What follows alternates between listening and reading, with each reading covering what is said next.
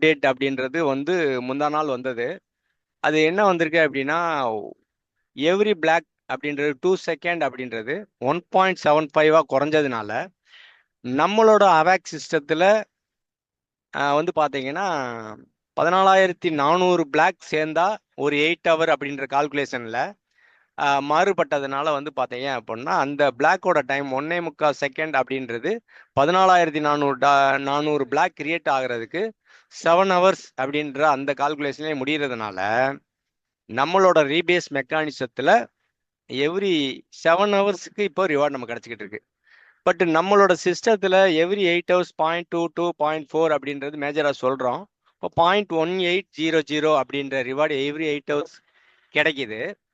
அப்படின்ற இந்த calculation every 7 hours அப்படின்னா இதை பெர் டேக்கு எவ்வளவு கால்குலேட் பண்ணுறது, பெர் மந்த்துக்கு எவ்வளவு கால்குலேட் பண்ணுறது அப்படின்ற ஒரு கன்ஃபியூஷன் இருக்கு. அதுக்குண்டான ஒரு சின்ன விளக்கத்தை தான் இப்போ நம்ம இந்த இமேஜில் நம்ம பார்க்குறோம். அப்போ சைக்கிள் ஸ்ட்ரக்சர் அப்படின்றது 1 சைக்கிள் அப்படின்றது 7 ஹவர்ஸ். அப்போ 7 ஹவர்ஸ் அப்படின்னா 30 நாள்ல எத்தனை 7 மணி நேரம் இருக்கு அப்படின்னா 720 மணி நேரம் வந்து 30 நாள் சேர்ந்தது. ஓகேங்களா? இப்போ 720 அப்படின்றத நம்ம டிவைட் பை 7 அப்போ கால்குலேட் பண்ணும்போது 102.86 சைக்கிள்ன்றது 1 மந்த்துக்கு நடக்குது. அப்போ ஒரு மாசத்துக்கு 720 சைக்கிள் 7 நாளைக்கு 102 அப்படின்ற கால்குலேஷன் அப்படின்றது வந்திருக்கு. இப்போ இது வந்து பாத்தீங்க அப்படின்னா 0.1800 அப்படின்ற கால்குலேஷன் பிரகாரம் நம்ம எவ்ரி 8 ஹவர்ஸ் அப்படின்றது எவ்ரி 7 ஹவர்ஸ் அப்படின்றது நமக்கு காம்பவுண்டிங் அப்படின்றதுல மந்த்லி நமக்கு என்ன கால்குலேஷன் கிடைக்குது அப்படின்னா 20.3% LGNS அப்படின்றது நமக்கு காம்பவுண்டிங் மூலியமா கிடைக்குது அப்படின்றது தான். மேடம் அப்படியே அடுத்த இமேஜ் என்ன காட்டுங்க.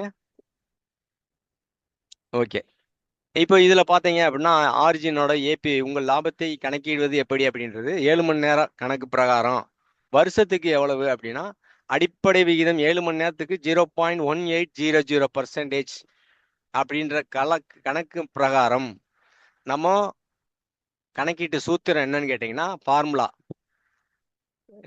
இன்ட்டு டிவைட் பை 7 7 கொடுக்கப்பட்ட வெகுமதி விகிதத்தை மொத்த மணி நேரத்தை 7ஆல் வகுத்து வரும் எண்ணுடன் பெருக்க வேண்டும் அப்படின்ற இந்த கால்குலேஷன் பிரகாரம் 21 மணி நேரத்துக்கு நமக்கு எவ்வளவு வருது அப்படின்னா 0.5400%. அதே இது நம்ம 8 மணி நேரத்துக்குன்னா என்ன கணக்கு பண்றோம் 0.6 அப்படின்றது கணக்கு பண்றோம். இப்ப 21 மணி நேரம் அப்படின்றது 3 7 மணி நேரம் சேர்ந்தது. அப்போ 0.1800% அப்படின்றதுனால 0.18 இன்ட்டு 3 0.54 அப்படின்றது 21 மணி நேரத்துக்கு.